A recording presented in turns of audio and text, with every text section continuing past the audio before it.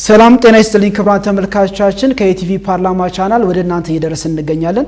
በዛሬው የምክር ቤት ውሎ የሰው ሀብት ልማት ስራ ስምሪትና ቴክኖሎጂ ጉዳዮች ቋሚ ኮሚቴ የትምህርት ሚኒስቴርን የ2018 በጀት ዓመት እቅድ አፈጻጸም በተመለከተ ሲገመግም ውሏል። ይህንንም ማዕከል በማድረግ የሰው ሀብት ልማት ስራ ስምሪትና ቴክኖሎጂ ጉዳዮች ቋሚ ኮሚቴ ዋና ሰብሳቢ የሆኑትን የተከበሩ ዶክተር ነገሪ ሌንጮን ስቱዲዮ ጋብዘን በእቅድ አፈጻጸሙ ዙሪያ ምን አይነት ክንውኖች አሉ የሚለው ላይ ተጨማሪ ሀሳቦች እንዲሰጡን ስቱዲዮ ጋብዘናል።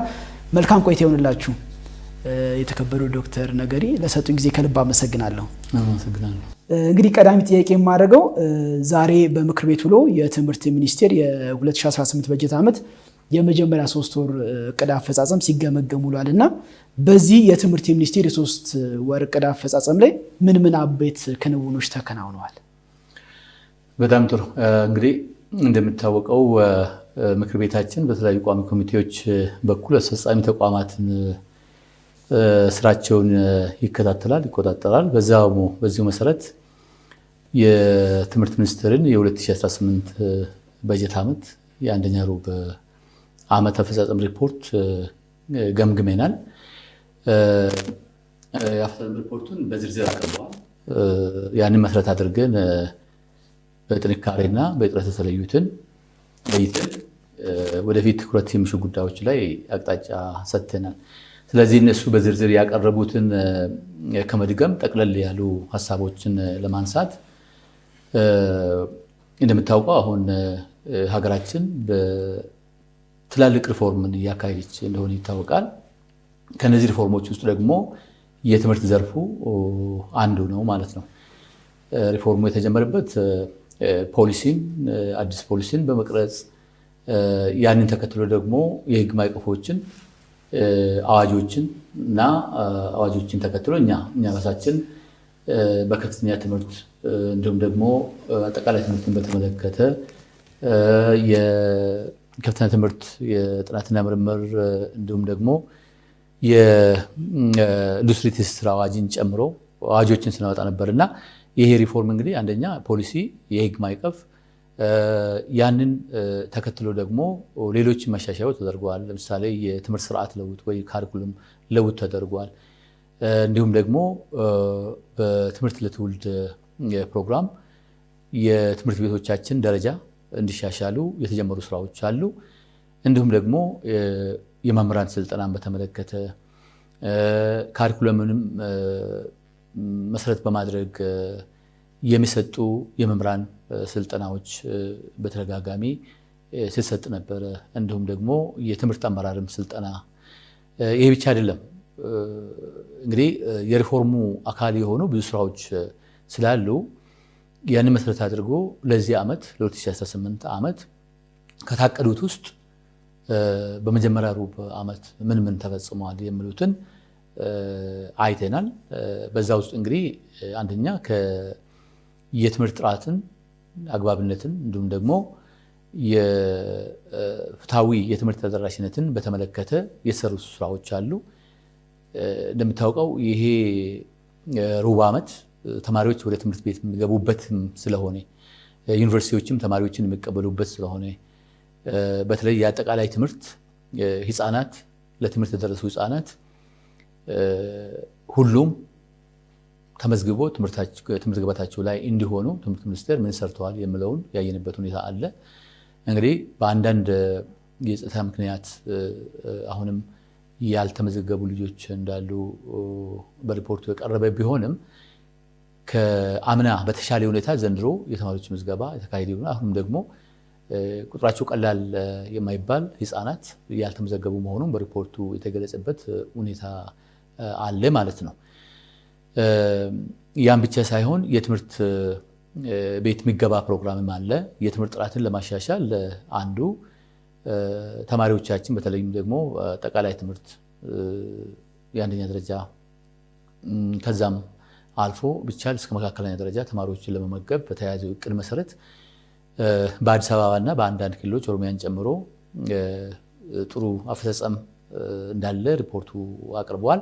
ሌሎችም ክልሎች እና ከተማ አስተዳደሮች ጅምር ላይ ያሉ በጥሩ ሁኔታም እየሄዱበት እንዳለ እነዚህን ጉዳዮች ናቸው ማለት ነው። በተለይም ደግሞ የትምህርት ጥራትን ለማረጋገጥ ወሳኙ ጉዳይ የትምህርት ቤት አመራርና መምህራን ናቸው። መምህራንና የትምህርት ቤት አመራር ላይ ምን እየተሰራ ነው የሚለውን በትኩረት ያየንበት ሁኔታ አለ። ያንን በተመለከተ ከዚህ በፊት ሪፎርሙን መሰረት አድርጎ የተጀመሩ የክረምት ስልጠና ፕሮግራሞች ነበሩ። በዚህ ዓመትም ቁጥራቸው ቀላል የማይባል መምህራንና የትምህርት ቤት አመራሮች ለስልጠና ተጋብዞ መግባት ከነበረባቸው ውስጥ ወደ 75% መጥቶ ስልጠናውን የተከታተሉና በአግባቡ ስልጠናቸውን ያጠናቀቁበት ሁኔታ እንደነበረ አንስቷል። 25% ቢሆን ደግሞ በምን ምክንያት ነው የቀሩት የሚለውን በማጣራት አስፈላጊውን ድጋፍም ኢንሴንቲቭን በመስጠት ስልጠናው እንዲጠናቀቅ ያነሳንበት ሁኔታ አለ ማለት ነው። አንዱ እንግዲህ የትምህርት ጥራትን ለማረጋገጥ መምህራኖች ወሳኝ እንደሆኑ ስለሚታወቅ በዛ ላይ ትኩረት እንዲሰራ ነው ማለት ነው። ሌላው የትምህርት ግብዓት ነው። እንግዲህ በሪፖርት ውስጥ እንደቀረበው መጽሐፍትን ከማዳረስ አንጻር በተለይ ትምህርት ሚኒስቴር የሚመለከተው እስከ 2ኛ ደረጃ ድረስ ትምህርት ሚኒስቴር ነው መጽሐፍትን የሚያዳርሰው። ያውም ደግሞ ትምህርት ቤቱ ድረስ ሳይሆን እስከ ክልል ከተሞች ድረስ ያደርሳል። አሁን ባለው ሪፖርት አንድ ለአንድ ደርሰዋል ነው የምለው። በእኛ ክትትልና ቁጥጥር ግን ክፍተቶች እንዳሉ ያሳያል። አንዳንድ ጊዜ ምናልባት በመጋዘን ውስጥ ታሽጎበት ተማሪዎች ጋር የማይደርስበት ሁኔታ ስላለ የትምህርት ሚኒስቴር ክትትልና ቁጥጥሩ ማጠናከር እንዳለበት አቅጣጫ ያሰጠበት ሁኔታ አለ ማለት ነው። ነገር ግን የሁለተኛ ደረጃ ብቻም ሳይሆን አንዳንድ ክልሎች በአቅም እጥረትም ሊሆን ይችላል፣ በሎጂስቲክም ችግርም ሊሆን ይችላል መጽሐፍ ያላደረሱበት ሁኔታ አለ ለአንደኛ ደረጃ ማለት ነው እና ለማዕከለኛ ደረጃ። ያም በሪፖርታቸው ውስጥ የአጠቃላይ ትምህርት ዘርፍ ሚኒስትር ዴኤታ ከክልሎች እና ከተማ አስተዳደሮች ሪፖርትን ስለሚያመጡ እሱንም ቢሆን አስፈላጊ ድጋፍ ማድረግ እንደሚያስፈልግ ለትምህርት ሚኒስቴር አቅጣጫ የተሰጠበት ሁኔታ አለ። ስለዚህ በአጠቃላይ የትምህርት ጥራትን የትምህርት አግባብነትንና ፍትሃዊ ተደራሽነትን ለማረጋገጥ ከሚሰሩ ስራዎች አንጻር ሰፋ ያለ በተያዘው እቅድ መሰረት የሰሩ ስራዎችን አቅርበዋል እንደ ሪፖርት ማለት ነው። ነገር ግን አንድ ነገር ማስታወስ ያለብን ኢትዮጵያ ትምህርት ቤቶቿም አንድ አይነት አይደሉም። ክልሎቹም ከተሞቹም ተመሳሳይ ሁኔታ ላይ አይደሉም። በዛ ምክንያት የተሻለ ወይ ደግሞ የተሻሉ ናቸው የምንላቸውን ትምህርት ቤቶች ያሏቸው አካባቢዎች አሉ። በዛው መሰረት ደግሞ ልምድ ያላቸው በአግባቡ የሰለጠኑ እና በቁጥራቸውም ደግሞ በቂ መምህራን ያላቸው ትምህርት ቤቶች እንዳሉ ሁሉ የትምህርት ቤቶቹ ደረጃ በጣም ከደረጃ በታች የሆነው ለምሳሌ መብራት የሌላቸው በተለይም ደግሞ በገጠሪቱ አካባቢዎች ያሉ ትምህርት ቤቶቻችን ከመንገድ ርቆ እንደሚገኙ የመብራት አቅርቦት በሌለበት፣ የውሃ አቅርቦት በሌለበት፣ የመምህራን እጥረት ባለበት እና አንድ ክፍል ውስጥ ብዙ ተማሪዎች የሚማሩበት ሁኔታ አለ። ይሄ ከተማን የሚመለከታል። አክቹአሊ አንድ ክፍል ውስጥ ብዙ ተማሪዎች የሚማሩበት የመንግስት ትምህርት ቤቶች። ስለዚህ የትምህርት ፍትሃዊ ተደራሽነት በምንልበት ጊዜ እንዲሁ ለስሙ ብቻ ትምህርት ቤት መገንባት ሳይሆን አስፈላጊ ግብዓቶች ተሟልቶላቸው በአግባቡ የሰለጠኑና ልምድ ያላቸው መምህራን ኮሚቴድ ሆኖ የሚያስተምሩ መምህራን እና የሚያስፈልጉ ግብዓቶች በተለይም ደግሞ መጽሐፍት፣ ላቦራቶሪ እንዲሁም ኮምፒውተሮች በአግባቡ እንዲያገኙ በማድረግ ምክንያቱም ዛሬ ላይ እውቀት ከሰው ብቻ አይደለም የሚገኘው ከበየነ መረብም ማግኘት ይቻላል። ስለዚህ ያንን ተደራሽ ለማድረግ በጣም አስቸጋሪ ሁኔታ ያሉባቸው አካባቢዎች የሚማሩ ብዙ ተማሪዎች አሉ። ከዛ አንጻርም ነው የፍትሃዊነትን ጥያቄ የምናነሳው። ስለዚህ ይሄ መጥቶ የት ላይ ነው ልዩነቱ የሚታወቀው? ተማሪዎች ከክፍል ክፍል እያለፉ ወይ 6ኛ ላይ ሲደርሱ ወይ 8ኛ ላይ ወይ ደግሞ 12ኛ ላይ ሲደርሱ በሀገር ደረጃ በክልል ደረጃም የሚሰጡ ፈተናዎች ሲሰጧቸው ልዩነቱ በዛ ላይ ይታያል ማለት ነው። ምክንያቱም የትምህርት ቤቶቹ ደረጃ መለያየት ያላቸው መምህራን እና የግብአቶች ልዩነት መጨረሻ ላይ ለተማሪዎች የሚሰጠው የትምህርት ጥራት ላይ ተጽዕኖ ስለሚያሳድር እዚህ ላይ የፍትሃዊነት ጥያቄ ይነሳል ማለት ነው። ይሄንን ለመቀየር እንግዲህ በአጠቃላይ ሀገሪቷ መቀየር አለበት። በተለይ ደግሞ የሀገሪቷ የገጠር አካባቢዎች ያሉ ትምህርት ቤቶችን ለመቀየር መንግስትም ባስቀመጠው አቅጣጫ መሰረት የገጠር ትራንስፎርሜሽን ማረጋገጥ ስለሚያስፈልግ ሁሉም በቅንጅት መስራት አለበት። ትምህርት ቤትን በተመለከተ ትምህርት ቢሮ ወይ ትምህርት ሚኒስቴርን ብቻ አይደለም መመለከተው። አንድ ትምህርት ቤት ሲገነባ መንገድ የሚመራው አካል፣ የኢነርጂ የሚመራው አካል ለምሳሌ የኤሌክትሪክ ኃይል አቅርቦትም እንዲሁም ደግሞ የመንገድ አክሰስ ያስፈልጋል፣ የውሃ አክሰስ ያስፈልጋል፣ ሌሎችንም ግብአቶች በተለይ የጤና እነዚህ አንድ ላይ በቅንጅት ካልሰሩ የትምህርት ጥራትን ማረጋገጥ በፍጹም አይቻልም። ስለዚህ የኛ ውይይት የነበረው ከነዚህ ጉዳዮች አኳያ የትምህርት ቤቶቻችን ደረጃ ትምህርት ሚኒስቴር እንዴት ነው የሚያየው? አሁን የትምህርት ለትውልድ ፕሮግራም በብሊየን የሚቆጠሩ ሀብት ተሰብስቦ ነው የሰው ጉልበት ነው አብዛኛው የሰራው። ነገር ግን እነዚህ በቅንጅት የሚሰሩ ከሆነ ሁሉም በትብብር የሚሰራ ከሆነ እውነትም ይሻሻላል። ስለዚህ አንዱ ትኩረታችን በዛ ላይ ነበር ማለት ነው። የአግባብነት ጉዳይ ብዙ ጊዜ ለክህሎት ትኩረት አይሰጥም እና ከአጠቃላይ ትምህርት ጀምሮ ለቀለም ትምህርት ብቻ ሳይሆን አንድን ነገር ወይ ደግሞ አንድን ሐሳብ ተረድቶ መናገር ብቻ ሳይሆን ተረድቶ ማድረግ የሚችሉ ዜጎችን ለመፍጠር ሀገሪቷ ምን ትፈልጋለች? ያ ነው አግባብነት የምንለው። በአሁኑ ነባራዊ ሁኔታ ኢትዮጵያ ምን ትፈልጋለች? ይህን በተለይ በከፍተኛ ትምህርት ላይም በአጠቃላይ ትምህርት ላይም ትኩረት ተሰጥቶ አሁን ለምሳሌ ካሪኩለም ተቀይሯል ስንል የስርዓተ ትምህርት በሁለተኛ ደረጃ ላይ የሙያ ትምህርቶች ወይ ስልጠናዎች መሰጠት ተጀምረዋል። የአመለካከት ችግር ግን አለ የሙያ ላይ ማለት ነው። እንዲሁም ደግሞ ወደ ከፍተኛ ትምህርት በምንመጣበት ጊዜ አሁንም በቴክኒክና ሙያ ላይ የአመለካከት ችግር አለ። ያንን እንዴት መቅረፍ እንችላለን የሚለውን ከትምህርት ሚኒስቴር ጋር ሪፖርታቸውን መሰረት አድርገን የተወያየንበት ሁኔታ አለ ማለት ነው። ስለዚህ የትምህርት ጥራትን ለማረጋገጥ ስልጠና ያስፈልጋል ብለናል። ግብአቶችም ያስፈልጋል። የትምህርት ቤቶች ደረጃም እንደዚሁ መሻሻል አለባቸው ብለናል። ነገር ግን መምህራንና የትምህርት አመራር ላይ ትኩረት መደረግ አለበት ሲባል በስልጠና ብቻ የሚያልቅ ጉዳይ አይደለም። ስልጠና የሚያስተምሩትን ትምህርት በተመለከተ የተሻለ ግንዛቤ፣ ምክንያቱም በየጊዜው ነገሮች ይለዋወጣሉና አዳዲስ ዕውቀቶችን በየጊዜው እንዲያገኙ ማድረግ ስልጠናው ቀጣይ መሆን አለበት። ያ እንዳለ ሆኖ ግን ስልጠና ብቻ አይደለም ችግሮችን የሚፈታው። የሚሰለጥነው ሰው ከልቡ ቁርጠኛ ሆኖ ችግር ውስጥ እንደገባን የኛ የትምህርት ጥራት እንዲሁም ደግሞ የትውልዱ ስነ ምግባር ችግር ውስጥ መግባቱን ተረድቶ ራሱ ልቡ መቀየር ሲችል ነው። እኔ ማስተምራቸው ተማሪዎች ነገ የተሻለ ደረጃ ላይ መድረስ አለባቸው፣ ትልቅ ኃላፊነት አለብኝ ብሎ ኃላፊነቱን ወደ ራሱ ካላመጣ ከችግር መውጣት አንችልም። ስለዚህ ስልጠናው አስፈላጊ ነው። ስልጠናው የኛን የእውቀት ደረጃ የክህሎት ደረጃ ሊቀይር ይችላል። አስተሳሰቡ ግን ከሀገር ፍቅር የተነሳ ልባችንን የሚቀይርና ኃላፊነት እንድንሸከም የሚያደርግ ሁኔታው ቢመች ባይመች የአስተማሪነት ሚና እስከተሰጠኝ ድረስ ለኔ የተመደቡትን ተማሪዎች ህይወታቸው እንዲሻሻል ማድረግ አለብኝ፣ ከዛ ነው የተሻለ ደስታ ማገኘው ብለው የሚያስቡ መምህራን ያስፈልጉናል ማለት ነው። እነከሌ ብሎ ወይ ደግሞ አመራሩም ይሁን ወላጅ ይሁን ተማሪዎች ላይ በዚህ ምክንያት ነው ችግር የተፈጠረው ከምል እኔው ራሴ ኃላፊነትን ከተወጣው ችግሮቹ መፍትሄ ያገኛሉ ብሎ የሚያምን በአመለካከት ደረጃ መቀየር አለበት።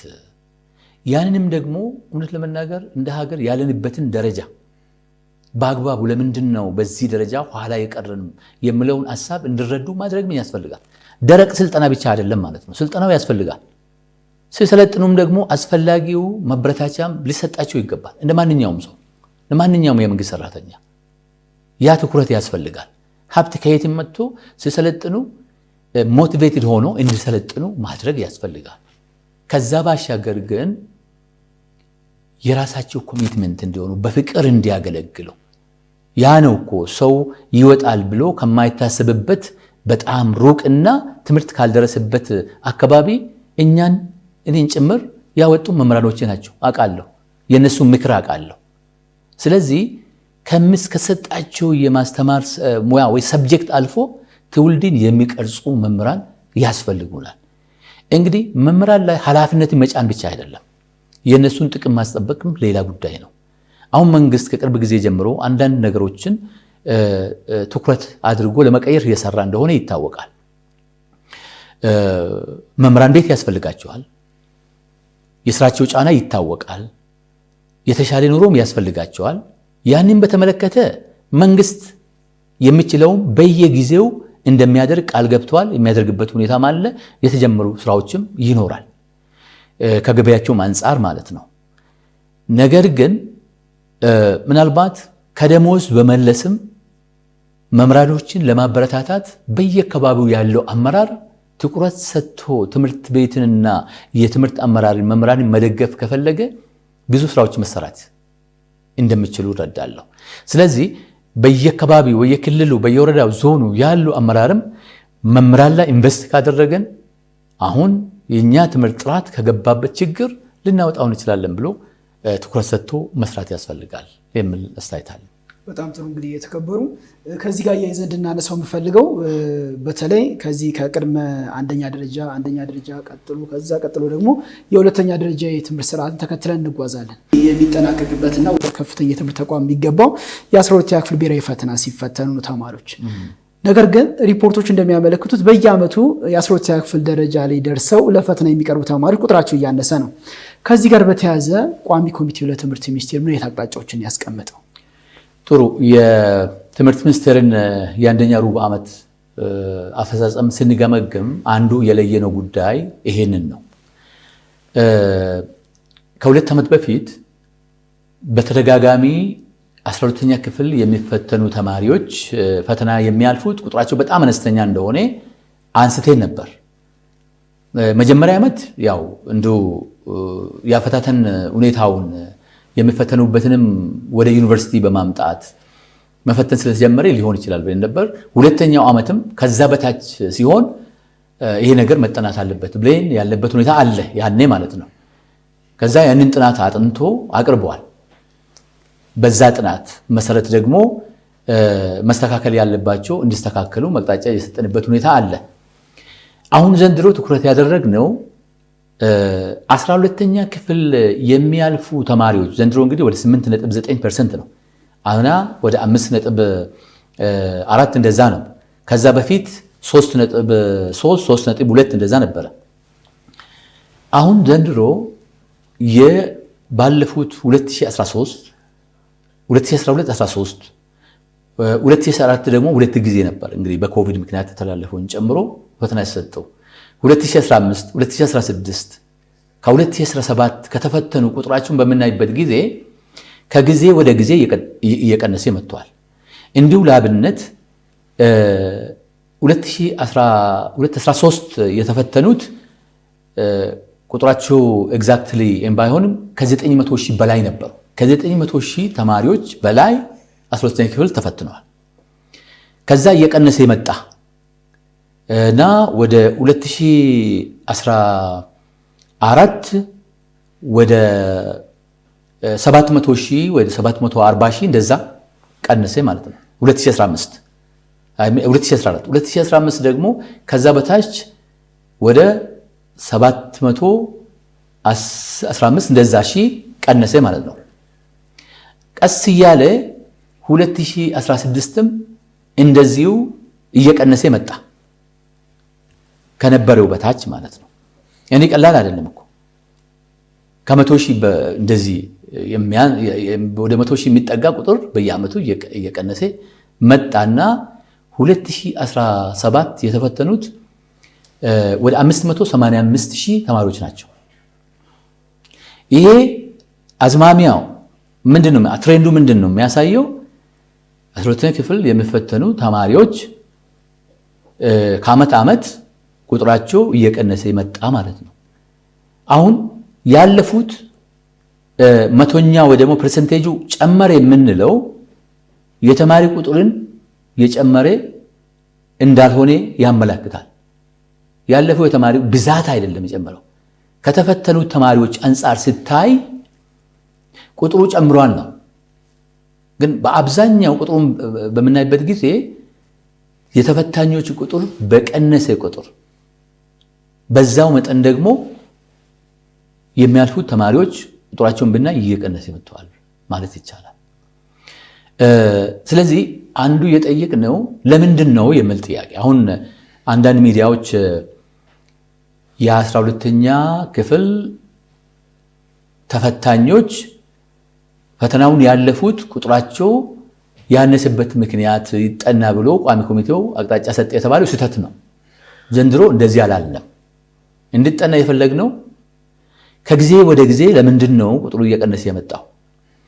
እንግዲህ በመላምት ደረጃ የኛ ትምህርት ቤቶች ከዚህ በፊትም ከ3 ዓመት በፊት አቅጣጫ ስንሰጥ ነበር። ባለፈው ዓመትም ሰጥተናል። ይሄን ለምንድን ነው ተማሪዎች 12ኛ ደርሶ የሚወድቁት? እዛው እየተለዩ አይመጡ ወይ? የኛ ምዘና ተማሪዎች እኮ አንደኛ፣ ሁለተኛ፣ ሶስተኛ እስከ 10ኛ ድረስ ቶፕ የሚባሉ ተማሪዎች በየትምህርት ቤቱ አሉ። እንደነዚህ አይነት ተማሪዎች አትሊስት ከቶፕ 10 ውስጥ እያንዳንዱ ትምህርት ቤት 1-2 ተማሪው እንኳን ማሳለፍ እንዴት ያቅተዋል? ያንን ያመላከት ነው ምንድነው በየትምህርት ቤቶቻችን የፈተና አሰጣጥ ወይ ደግሞ የምዘና ስርዓት ችግር አለበት። አንዱ ማስተማር ነው። ጥራቱን ለማስጠበቅ ማስተማር ያስፈልጋል፣ ግብዓት ያስፈልጋል። ሌላው ደግሞ ምዘና ያስፈልጋል። ተማሪዎች እኮ ማጥናትና ፈተና አለ ብሎ በማጥናት የተማሩትን በትክክል የሚከታተሉት ትክክለኛ ምዘና ሲኖር ነው። እንዲሁ ምንም ሳይጠኑ የሚያልፉ ከሆነ ለምን ያጠናሉ ታዲያ? ስለዚህ ምናልባት እንግዲህ መላምቱ የተማሪ ቁጥር የቀነሰው ትምህርት ቤቶች ምዘናቸውን ስላጠናከሩ ነው ወይ? በጥናት ግን አልተለየም፣ አናቅም። ትምህርት ሚኒስቴርም አላወቀም ይሄንን። ወይ ደግሞ ሌላ ምክንያት አለ ወይ? ተማሪዎቻችን በየጊዜው የሚወሩ ብዙ ነገሮች አሉ አይደል? እንግዲህ ትምህርትን በተመለከተ የተወሰኑ ተማሪዎች ብቻ ነው ዩኒቨርሲቲ የሚገቡት ብሎ አላስፈላጊ የሆኑ በትምህርት ላይ ተማሪዎቻችን አመለካከታቸው አሉታዊ እንዲሆን የሚያደርጉ ወሬዎች አሉ። ትምህርት ግን መቼም ቢሆን ለአንድ ሀገር እድገት፣ ለአንድ ህዝብ በግለሰብ ደረጃ በቤተሰብ ደረጃ ለእድገት ወሳኙ ትምህርት ነው። ስለዚህ በአመለካከት ደረጃ የተፈጠረ ችግር አለ ወይ? እነዚህ ይሄ ቁጥሩ እየቀነሰው ምን ስለተፈጠረ ነው የሚል ነገር እንድጠና እንፈልጋለን። ፖለቲካ ማተር ቁጥሩ ምክንያት አለው። የኢትዮጵያ ህዝብ ቁጥር እኮ እየቀነሰ አይደለም እየጨመረ ነው እየሄደ ያለው። ምናልባት በጸጥታ ምክንያት ከሆነ እሱማን ነገር ነው። ተማሪዎች በጸጥታ ምክንያት ደግሞ እንዳይፈተኑ እንኳን ሆኗል የሚል ብዙ ሪፖርት አልቀረበ። ምክንያቱም ችግሩን ለመፍታት ግዴታ አንድ ጊዜ ብቻ አይደለም ፈተናው የሚሰጠው። የ12ኛ ክፍል አገራዊ ፈተና አንድ ቀን ብቻ አይደለም። እንደ ሁኔታው የትምህርት ምዘናና የፈተናዎች አገልግሎት ችግሩን መሰረት አድርጎ ፈተናውን ሁኔታዎችን አመቻችቶ ሲሰጥ ነበር። ስለዚህ ይሄ ምክንያት አይደለም ማለት ነው። ምክንያቱ ምንድን ነው? ስለዚህ መፍትሄ የሚፈልግ ጉዳይ ስለሆነ አሁን የጠየቅነው ይሄ ነገር ምክንያቱ መታወቅ አለበትና ቢጠና ጥሩ ነው የሚል አቅጣጫ ነው ያስቀመጥነው። ከዛ ውጪ ግን እንዳነሳውልህ ነው እኛ ትሬንዱን አናላይዝ አድርገን የተረዳነው ቁጥሩ እየቀነሰ ነው። ተፈታኞች ቁጥሩ እየቀነሰ ነው። አሁን ሰው የሚያልፉትን ፐርሰንቴጅ ብቻ ነው የሚያየው። ይህን ያህል ተማሪ ተፈትኖ ይህን ያህል ተማሪ ብቻ ነው ያለፈው ነው የሚባለው። ያ ብቻ አይደለም መታየት ያለበት። ያለፉትንም በተመለከተና ያላለፉትንም ተማሪዎች በተመለከተ ደግሞ ያስቀመጡን አቅጣጫ አለ። 12ኛ ክፍልን በተመለከተ ማለት ነው። እሱም ምንድነው? ባለፉት 2-3 ዓመታት በተሰጡት 12ኛ ክፍል ሀገራዊ ፈተናዎች ሁኔታውን አይተን የተማሪ ቁጥር በጣም ዝቅተኛ ስለሆነ የሚያልፉት ትምህርት ሚኒስቴር ጥናት እንዲያጠናና እንዲያቀርብ ጠይቀን ነበር። ያንን ጥናት አጥንቶ ባለፈው ዓመት አቅርቦልን ነበር። ነገር ግን ጥናት ያጠናው ትምህርት ሚኒስቴር ብቻ አይደለም። የፍሪጥ የፖሊሲ ጥናት ኢንስቲትዩትም በራሱ ተነሳሽነት ጥናት አጥንቷል። የኮተቤ ትምህርት ዩኒቨርሲቲም ከኦሮሚያ ትምህርት ቢሮ ጋር በመሆን በተመሳሳይ ጥናት አጥንቷል። ይህን ጉዳይ በተመለከተ በእነዚህ ሶስቱ ጥናቶች የተለዩ መንስኤዎች አሉ። ለምንድን ነው በዚህ ደረጃ ተማሪዎች 12ኛ ክፍል ማለፍ ያልቻሉት? እንግዲህ ምክንያቶቹ ብዙ ስለሆነ እዚህ መዘርዘር አያስፈልግም ቀርበዋልና እኛ እንደ ቋሚ ኮሚቴ ምክንያቶቹን ስላወቀን ተጨማሪ ጥናት አጥኑ ብለን አንጠይቃቸውም፣ አልጠየቅናቸውም። አሁንም በተጠናው ጥናትና በተገኘ ውጤት መሰረት ግን ዘንድሮም ቢሆን ምናልባት ከ1000 በላይ 1200 በላይ ይሆናሉ አንድም ተማሪ ማሳለፍ ያልቻሉ ትምህርት ቤቶች። እነዚህ ትምህርት ቤቶች አብዛኛው ገጠር ውስጥ ነው ያሉት። ከተማ ውስጥ ያሉትም ደግሞ አብዛኛው የመንግስት ትምህርት ቤቶች ናቸው። ከተማ ውስጥም ሆኖ ማለት ነው። ታዲያ በምን ምክንያት ነው የተባለው? ጥናቱ ከዚህ በፊት ስላሳየ አሁን የምንፈልገው መፍትሄ ነው። መፍትሄው ድጋፍ ማድረግና ተጠያቂነት እንዲሰፍን ማድረግ ነው። ድጋፍ አድርጉ። በጥናቱ የተለዩ ምክንያቶችን መሰረት አድርጋቸው ለነዚህ ትምህርት ቤቶች አስፈላጊው ድጋፍ ያስፈልጋል። ለምሳሌ ድጋፉ በበቂ ሁኔታ መምህራን ከሌላቸው በበቂ ሁኔታ መምህራን እንዲኖራቸው ማድረግ ነው። ግብዓት ከሌላቸው መጻሕፍትም ይሁን እንዲኖራቸው ማድረግ ነው። ሌሎች መሰረተ ልማቶችም ከሆኑ መሰረተ ልማቶች እንዲሟላላቸው አድርጎ የትምህርት ቤቱ ደረጃ እንዲያድግ ማድረግ ነው። ከዛ በተረፈ እነዚህ ልጆች በየእነዚህ ትምህርት ቤቶች አንድም ተማሪ ሳያሳልፉ መቀጠል ማለት የነዚህ ትምህርት ቤቶች የሚያስተምሩ ወላጆች ባለ ዕዳ የሆኑ ይቀጥላሉ። ማን ነው ዕዳቸውን የሚከፍለው? ይሄንን ዓመት አስተምሩ አንድም ተማሪ ማልፍ ከሆነ ባለ ዕዳ የሆኑ ይቀጥላሉ ማለት ነው። ይሄ ትክክል አይደለም። ትኩረት ይሻል። ይህንን አቅጣጫ ስናስቀምጥ ክቡር ሚኒስትሩ አንድ ተስፋ ሰጪ ተግባር ወይ ደግሞ ጅማሮ አንስቶልናል። እሱም ከማስተር ካርድ ጋር በመሆን ቲንክ ወደ 700 ይሁን የሚሆኑ ትምህርት ቤቶችን ለመደገፍ 700 ይሁን ቁጥሩን እርግጠኛ አይደለሁም ለመደገፍ ስምምነት ላይ እንደደረሱና በማስተር ካርድ ፋውንዴሽን ድጋፍ ትምህርት ቤቶቹን ለመደገፍ ጥረት እያደረጉ እንደሆነ አንስተዋል። ነገር ግን ይሄ በቂ አይደለም። ምክንያቱም ብዙ ናቸው ትምህርት ቤቶቹ።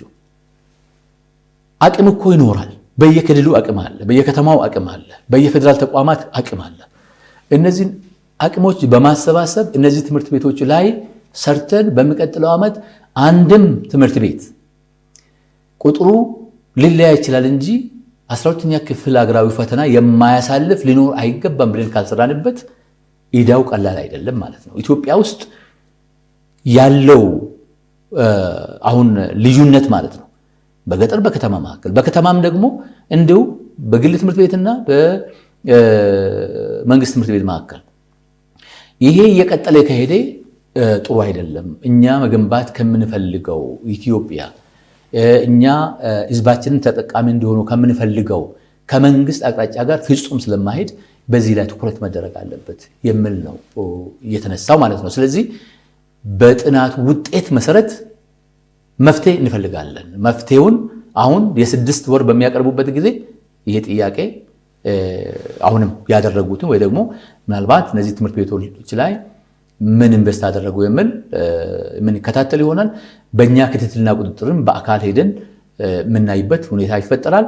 ነገር ግን ትምህርት ሚኒስቴር በምንልበት ጊዜ የፌደራል ትምህርት ሚኒስቴር ብቻ አይደለም። የአጠቃላይ ትምህርት የሚመለከታቸው ክልሎችና ሁለቱ ከተማ አስተዳደር ትምህርት ቢሮዎች ኃላፊነት አለባቸው። በእነሱ ስር ያሉት የዞን ትምህርት መምሪያ ኃላፊዎች፣ የወረዳ ትምህርት መምሪያ ኃላፊዎች ይመለከታቸዋል። የትምህርት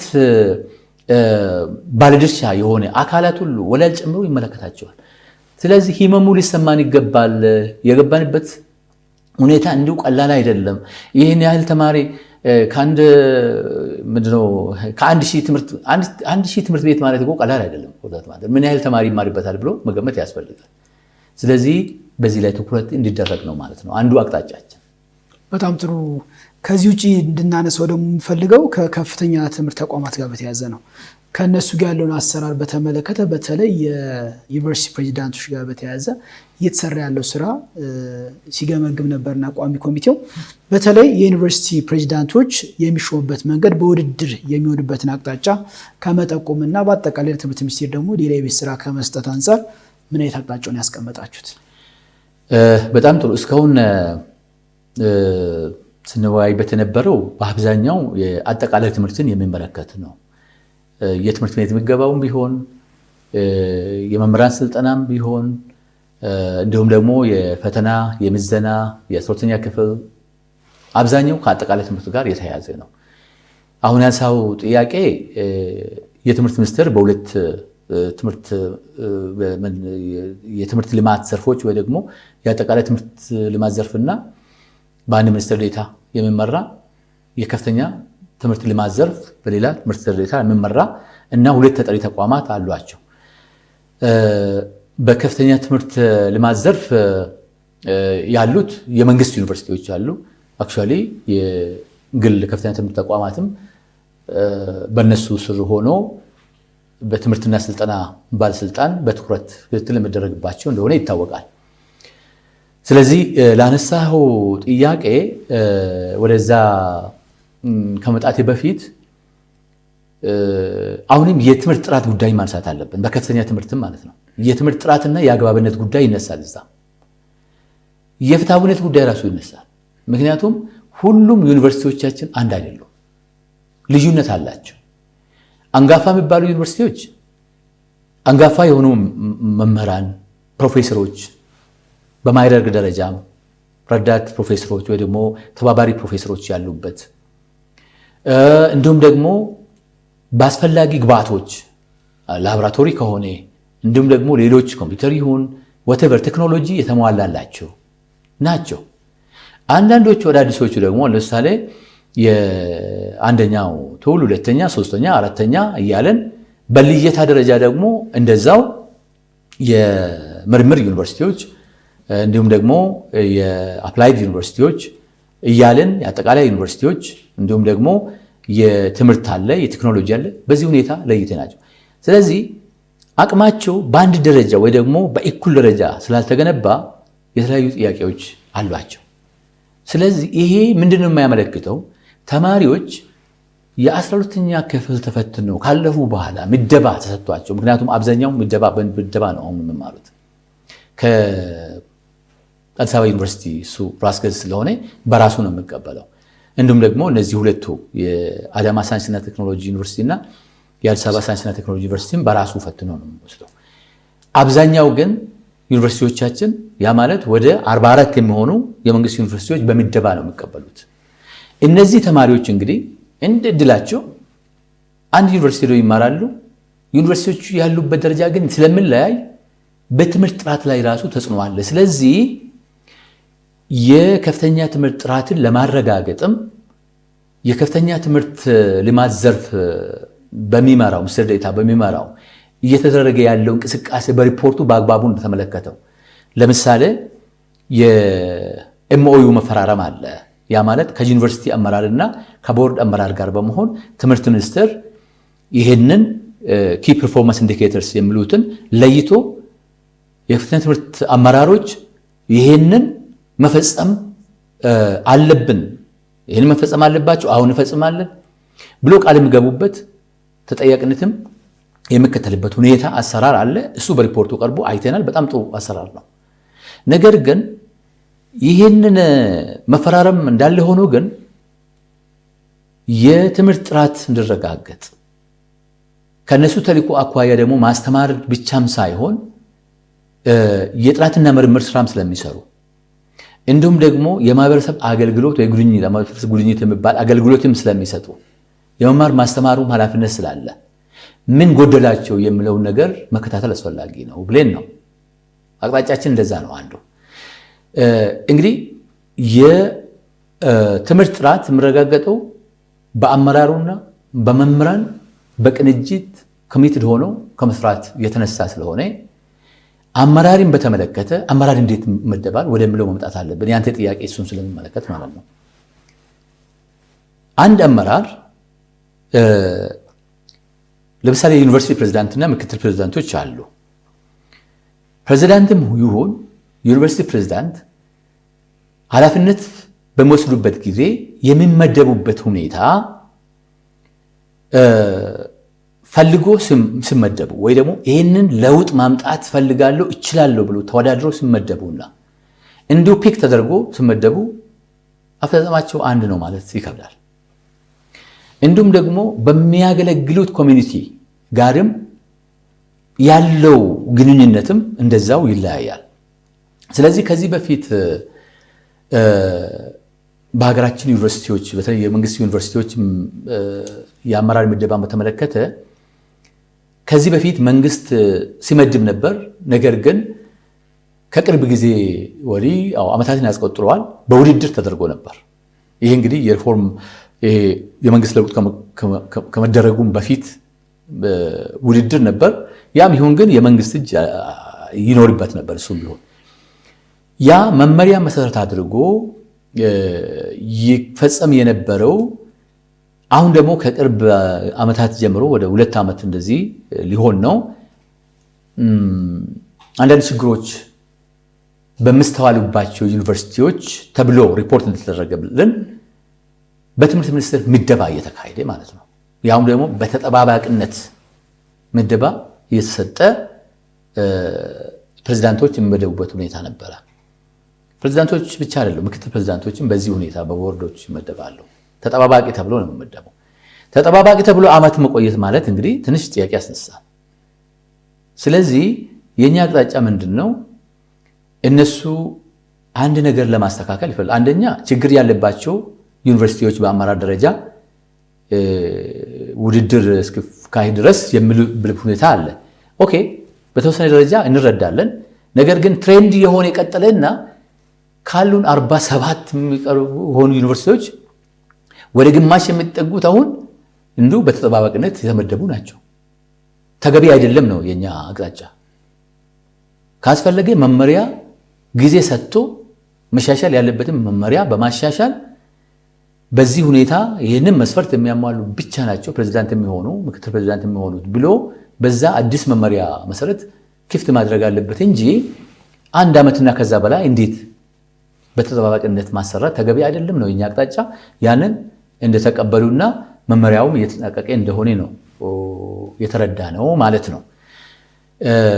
እንግዲህ ሌሎችም ከዚሁ ጋር በተያያዘ በከፍተኛ ትምህርት የተነሱ ጉዳዮች አሉ። ሁለተኛው እንደ ክፍተት ለምሳሌ ቅሬታ ተነሳበት ለማንሳት የማዕረግ እድገት ጋር ይሄም ሕግና አሰራርን ተከትሎ ከመስራት አኳያ ክፍተት እንዳለባቸው ለትምህርት ሚኒስቴር ግልጽ አድርገንላቸዋል። እሱ ምንድነው? ከዚህ በፊት የማዕረግ እድገት ያ ማለት አንድ ሰው እንዴት ነው ረዳት ፕሮፌሰር የሚሆነው ከዛም አልፎ ተባባሪ ፕሮፌሰር እና ሙሉ ፕሮፌሰር የሚሆነው የሚለው መመሪያ አለ። አዲስ አበባ ዩኒቨርሲቲ ራስ ገዝ ስለሆነ አሁን በዚህ 2 ዓመት ውስጥ የራሱን ሕግ ማይቀፍ አለው። በሚኒስትሮች ምክር ቤት በዚህ እኛ ባወጣን አዋጅ በሚኒስትሮች ምክር ቤት ደንብ ስልጣን ተሰጥቶታል። የሱ እንዳለ ሆኖ የሌሎችን በምንመለከትበት ጊዜ ግን የነበረው መመሪያ ታግዶ የፕሮፌሰርነት የትኛውም ደረጃ ቢሆን ረዳት ይሆን ተባባሪ ሙሉ ፕሮፌሰር አሰጣጥ እንዲቆም በሚኒስትሩ ሰርኩላር ደብዳቤ የታገደበት ሁኔታ ነበረ። ስለዚህ እንግዲህ ቅሬታ መጥቷል እኛ ጋር። መመሪያው አሁን አልቆ አዲሱ መመሪያ ስራ ላይ እንደዋለ ነግሮናል። ነገር ግን ኦልሞስት ከዓመት በላይ ነው ታግዶ የቆየው እንደተነገረም ማለት ነው። ይህ ታግዶ ሲቆይ ምሁራኖቻችን በዩኒቨርሲቲ ያሉት ጥናትና ምርምር የሚያካሂዱት ግዴታ ማዕረግ ለማግኘት አይደለም። ነገር ግን የሀገሬን ጥቅም ለማስከበር ችግር ፈቺ የሆኑ ጥናቶችን በመስራት አሳትሞ ለፍተውበት ነገር ግን ደግሞ እድገትን ማግኘት ስላለባቸው ምክንያቱም አንዱ የደስታ ምንጭም ነው የእድገት ምንጭም ነው። ለፍተውበት ጥናትና ምርምር አካሂዶ በዓለም አቀፍ ጆርናሎች ላይ በሀገር ውስጥ ጆርናሎች ላይ ካሳተሙ በኋላ በዚህ ሰርኩላር ደብዳቤ ብቻ ምክንያት የታገዱባቸው አሉ። ስለዚህ የኛ አቅጣጫ ምንድነው? ቅሬታው ለነሱም ቀርቧል፣ ለትምህርት ሚኒስቴር። ይሄንን ቅሬታ አስተናግዱ ነው ያላቸው። ህግ አለ፣ ሎጂክ አለ። የታገደበት ምክንያት እነሱ ያውቃሉ። ነገር ግን የኛ አቅጣጫ ምንድነው? መፍትሄ መሆን የነበረበት ማገድ ሳይሆን አዲስ መመሪያ ካስፈለገ ቶሎ ብሎ የነበረውን ክፍተት በማሻሻል በአዲሱ መመሪያ ከዛሬ ጀምሮ በአዲሱ መመሪያ ስሩ ይባላል እንጂ አግዶ 1 ዓመት አቆይቶ ይሄ በመሃል ትንሽ ቅሬታም አስከትሏል። የክሳራም ነው ወርዛት ማተር ምን ለመናገር፣ ምክንያቱም ሀብት ፈሶበት ነው እነዚህ እንትኖች የሚሰሩት። የዩኒቨርሲቲዎች ደረጃም በዛ ነው። ዩኒቨርሲቲዎች ለምሳሌ በየጊዜው በዓለም አቀፍ ደረጃም ይሁን በሀገር አቀፍ ደረጃም ይወዳደራሉ። አንዱ መስፈርት ምንድነው? ምን ያህል ፕሮፌሰሮች አሏቸው፣ ተባባሪ ፕሮፌሰሮች፣ ረዳት ፕሮፌሰሮች፣ ፒኤችዲ ያላቸው እንደዚህ ይባላል። ይሄንን ደግሞ የሚያወሳስበው አንዱ ምክንያት ምንድነው? እገዳውም እያለ ቀጥሎ የሰጡ ዩኒቨርሲቲዎች አሉ፣ ማዕረግ እድገቱ። አንዳንዶቹ ደግሞ እገዳውን አክብሮ ያልሰጡ አሉ። ስለዚህ አሁን ቅሬታዎች ወደኛም እየመጣ ስለሆነ ይሄ ይስተካከል ነው። ከከፍተኛ ትምህርት ጋር በተያያዘ አንዱ ጉዳይ ይሄንን ይመለከታል። በእኛ በኩል ቅሬታውን መሰረት አድርገን ለትምህርት ሚኒስቴር ደብዳቤ ጽፈናል። አንድ ቲም አዋቅረን ልኬናል። ያንን መሰረት አድርገን መፍትሄ እንሰጣለን ማለት ነው።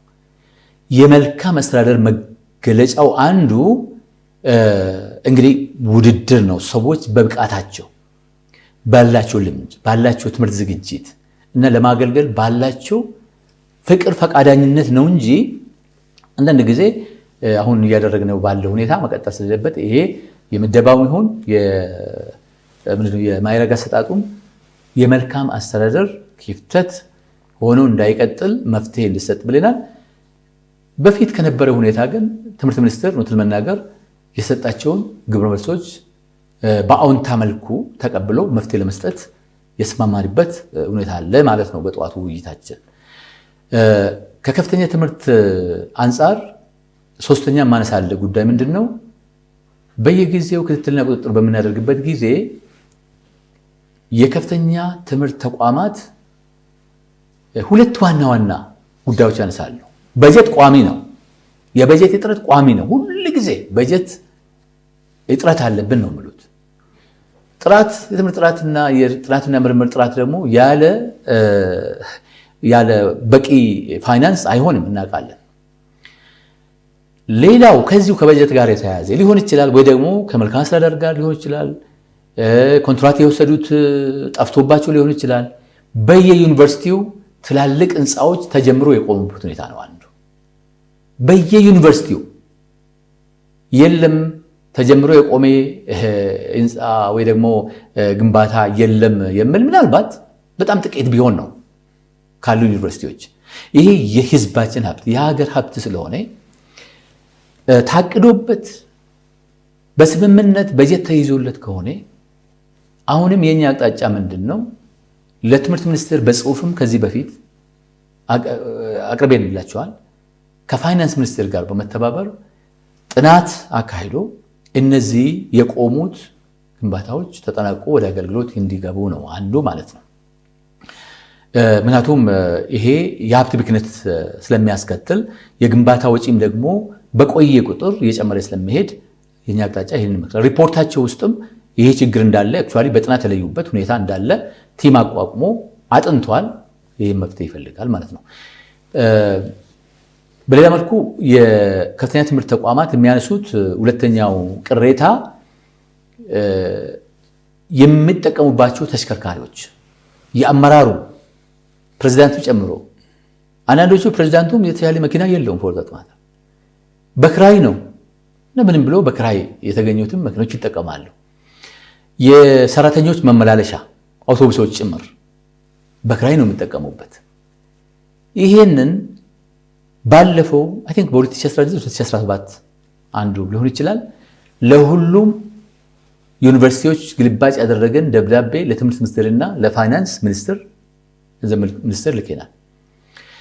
በእኛ ክትትልና ቁጥጥር በየጊዜው ዩኒቨርሲቲዎችን በምናይበት ጊዜ የለየነው አንዱ በተሽከርካሪዎች ክራይ የሚወጣው ወጪ ለእያንዳንዱ ዩኒቨርሲቲ በ5 ዓመት ውስጥ ምናልባት በቂ ወይ ከበቂ በላይ የሆነ መኪና ሊገዛላቸው ይችላል። ነገር ግን 10 ዓመት እንዲሁ በክራይ የቀጠሉበት ሁኔታ አለ። አንዳንዶቹ ከዛ በላይ በክራይ ምን ማለት ነው? ለምን በክራይ? በየከተማው በተለይ ደግሞ አዲስ አበባ ውስጥ አሁን የተሻሻለ መጥቷል። የመንግስት መስሪያ ቤቶች ጭምር ተከራይቶ የሚኖሩበት ሁኔታ አለ። ነገር ግን ላይክ መሬቱም ሀብቱም የህዝብና የመንግስት በሆነበት ከዚህ ጋር ይመሳሰላል ማለት ነው ነገሩ። በሚሊዮን የሚቆጠር በክራይ በህንፃ እንደሚወጣ ሁሉ በየዩኒቨርሲቲው ለምንድን ነው በክራይ የሚወጣው? ገዝቶስ ማቅረብስ አይሻልም ወይ የሚል ከዚህ በፊት የምንዛሪ እጥረት ከምንዛሪ ጋር የተያያዘ አሁን ባለፈው 2 ዓመት ሊሆን ይችላል ከዚህ ጋር ታይዞ የነበረው ችግር እንደተቀረፈ እናውቃለን። ስለዚህ ዩኒቨርሲቲዎቻችን ይሄንን አልፈጸምክም ማለት ብቻ ሳይሆን ምንድነው የጎደላቸው? እንዴት አቅማችንን እንገነባለን የሚል ጥያቄም እኮ ከትምህርት ሚኒስቴር መቅረብ አለበት። በየመድረኩ አለለም ብዙ ትችቶች እንሰማለን አመራሮች። ኖ ያ ብቻ አይደለም። ምንድነው የጎደላቸው? አንዱ ይሄ ነው የጎደላቸው። የሎጂስቲክ የተሽከርካሪዎች እጥረት አለ። ለትምህርት ሚኒስቴር የተቀመጠው አቅጣጫ ይሄ ነው። ግን ትምህርት ሚኒስቴር ብቻውን አይችልም። መኪና ገዝቶ ማቅረብ ስለማይችል ከመመለከታቸው አካላት ጋር በየአካባቢው የሚነሱ ጥያቄዎች ምላሽ ያገኙ የሚል አቅጣጫ ነው በእኛ በኩል ያለው። እንግዲህ ባደረግነው የአንደኛ ሩብ ዓመት አፈጻጸም ሪፖርት ላይ የተሳካ ውይይት ነበር ያደረግነው። የተሻለ አፈጻጸም ነው ማለት እንችላለን። ግን ከዚህ በፊት ከነበረው በተለየ ሁኔታ ፕሮፌሰር ትምህርት ሚኒስቴርም ጭምር ነገሮችን ያዩበትና የተቀበሉበት በአጭር ጊዜ ውስጥ መፍትሄ እንዲሰጥ ከሌሎች ባልደረቦቻቸው ጋር ይሰራሉ የሚል እምነት እንዲኖረን አድርጓል ማለት ይችላል። እንግዲህ ከልብ አመሰግናለሁ። የሰው ሀብት ልማት ስራ ስምሪትና ቴክኖሎጂ ጉዳዮች ቋሚ ኮሚቴ ሰብሳቢ የተከበሩ ዶክተር ነገሪ ሌንጮ ለነበረን ቆይታ ከልብ አመስግኛለሁ። ክቡራን ተመልካቾቻችን በነበረን የምክር ቤት ውሎ የሰው ሀብት ልማት ስራ ስምሪትና ቴክኖሎጂ ጉዳዮች ቋሚ ኮሚቴ ዋና ሰብሳቢ የሆኑትን የተከበሩ ዶክተር ነገሪ ሌንጮን ስቱዲዮ ጋብዘን የነበረን ቆይታ ይመስል ነበር። ከቀሪ የቲቪ ፓርላማ ዝግጅቶች ጋር ሰናይ ጊዜ ይሁንላችሁ።